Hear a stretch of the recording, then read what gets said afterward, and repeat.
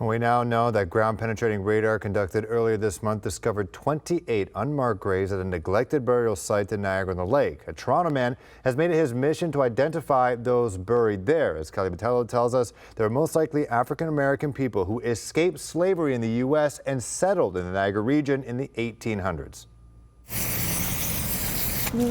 Marking the graves. And it's always bothered me that the folks here have been rendered anonymous. James Russell from Toronto wants to give the people buried here their names, stories, and respect back. Wherever the strings cross is where there's a grave buried. We just need a flag and the spray paint. Earlier this month, ground-penetrating radar detected anomalies in the ground, leading to the discovery of 28 graves, double the number Russell was expecting. The Canadian flags will serve as a temporary headstone until we can actually provide the occupants with real headstones. There was once a Baptist church on this land. The people buried here were likely freedom seekers who settled in the Niagara region from the U.S. Only 2 headstones remain above ground.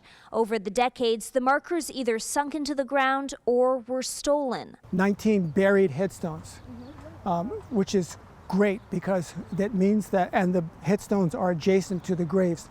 So it means by unearthing the headstones, we can identify definitively who's buried there. But there are more graves than headstones buried underground. Once all of the graves are marked, then the real meticulous work begins, putting names to all of the people who were buried here.